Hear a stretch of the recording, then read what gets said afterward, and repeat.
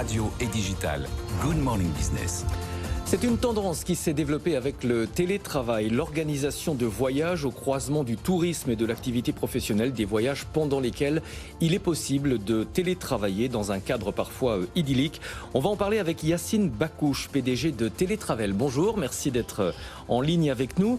Télétravel, c'est une agence de voyage spécialisée dans les séjours pour les télétravailleurs. Concrètement, quel type de produit, quel type de séjour est-ce que vous proposez ? Bonjour déjà, merci de m'accueillir. Les types de séjours qu'on propose, c'est souvent à la carte, mais ça peut être très bien en France ou à l'étranger, et pour des périodes qui vont de 2 semaines à plusieurs mois, voire à plusieurs années, comme on a eu des demandes dernièrement. Quel type de destination ?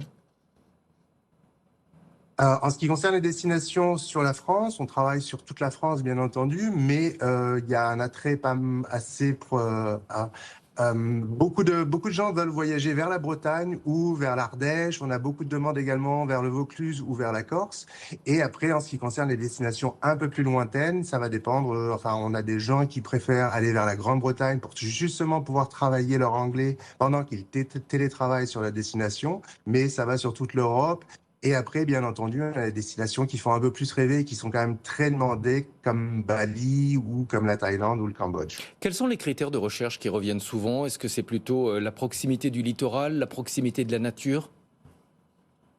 Ça va vraiment dépendre. Quand nous avons commencé avec le télétravel, on pensait que ce serait vraiment une très bonne connexion et des cadres idylliques.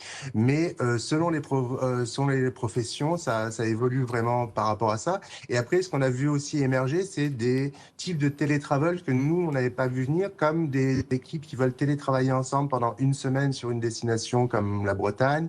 Et surtout, c'est vrai que la connexion Internet reste quand même quelque chose d'assez important, mais pour certains, ça va être également le décalage horaire qu'il va y avoir, ou la possibilité sur place d'apprendre quelque chose, ou vraiment de découvrir une culture pour certaines personnes également. Dans votre cible, il y a notamment la génération Z. On sait qu'elle est plus sensible aux questions environnementales et notamment à l'empreinte carbone des voyages en avion. Du coup, comment est-ce que vous adaptez vos offres pour tenir compte de cette sensibilité ?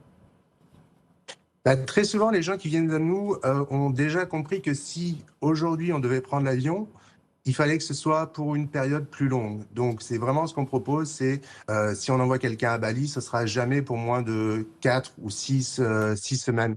Ensuite, pour ces générations-là, ce qu'on a vu émerger également, c'est la volonté de reconsidérer comment on va choisir un emploi. Et c'est ce qui vraiment attire aussi certaines sociétés qui nous contactent, c'est de savoir ou de pouvoir mieux recruter ces jeunes-là pour qui la flexibilité, pour qui le voyage a une importance. Et c'est vrai que c'est devenu, pour les DRH, une question qui revient assez souvent, c'est comment on va pouvoir attirer les gens. Et quand on dit vraiment, n'attendez pas d'être en vacances pour partir en voyage, pour beaucoup de jeunes, ça devient vraiment un critère très important. Yacine, est-ce que les entreprises sont toujours au courant de cette situation de télétravail ?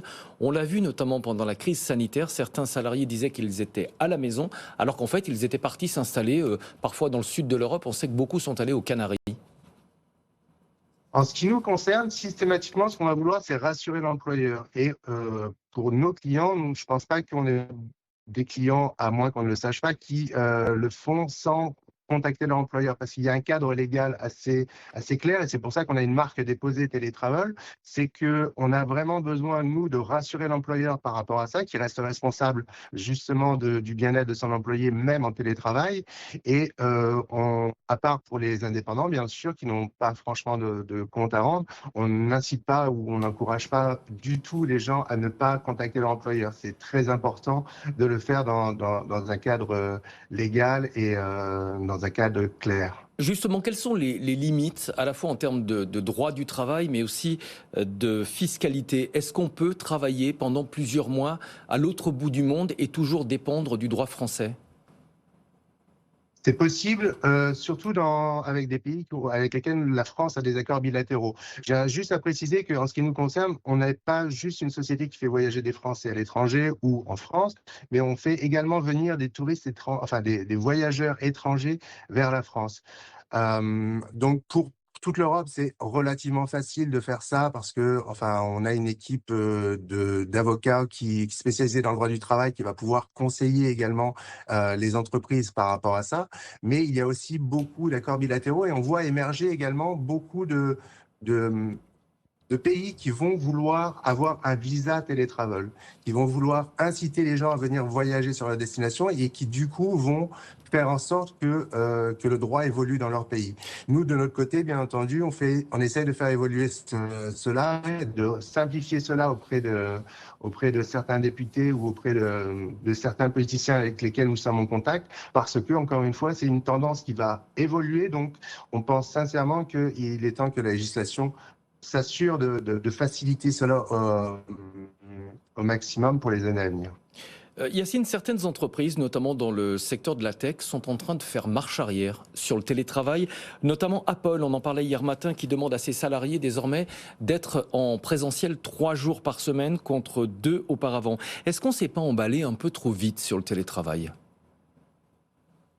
Non, je ne crois vraiment pas qu'on se soit emballé un peu trop vite sur le télétravail. En ce qui me concerne, vraiment, le télétravail, je ne dis pas que c'est pour tout le monde et pour tout le temps, enfin, qu'il faut être 100% en télétravail. Par contre, d'avoir la possibilité pour ses employés de partir 1 mois ou 2 mois sur une destination tout en télétravaillant, c'est vraiment ça qui nous intéresse. Donc, on peut très bien être au bureau toute l'année et avoir 1 mois dans l'année où on part en télétravail.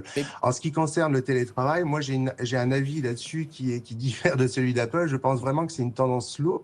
Et je pense qu'on a mal mesuré encore à quel point ça va pouvoir changer la façon dont on travaille et aussi la façon dont on recrute. Donc, si on parle à des jeunes aujourd'hui qui ont entre 20 et 25 ans, je les imagine mal passer toute leur vie dans des bureaux à La Défense ou à Londres sans avoir la possibilité d'avoir cette forme de flexibilité. Mais là, vous parlez des attentes des jeunes, des diplômés. Les entreprises, en revanche, sont quand même de plus en plus prudentes. Apple n'est pas un cas isolé. Il y a de plus en plus d'entreprises qui reviennent sur le tout télétravail. Rappelez-vous, certaines avaient annoncé pendant la crise sanitaire qu'elles allaient passer au tout télétravail. Depuis, elles ont un petit peu mis de l'eau dans leur vin.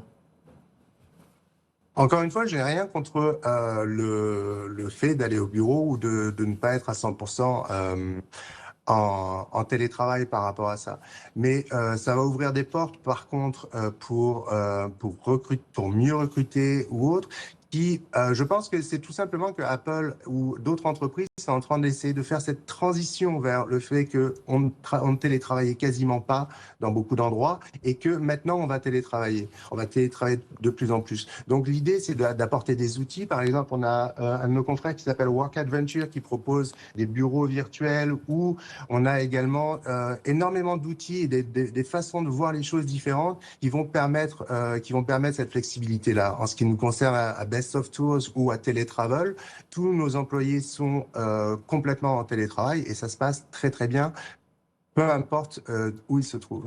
Yacine, on va se parler franchement. Est-ce que les salariés sont aussi productifs lorsqu'ils sont en télétravail près d'un lieu paradisiaque, notamment au bord de la mer? Vous parliez de Bali tout à l'heure.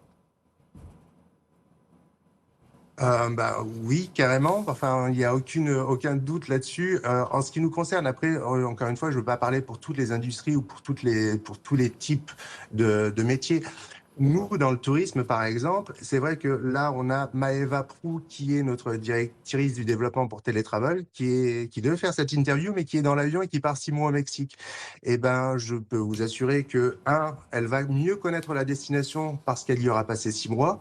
2, elle aura aussi eu la possibilité d'apprendre l'espagnol. Donc, elle va revenir en ayant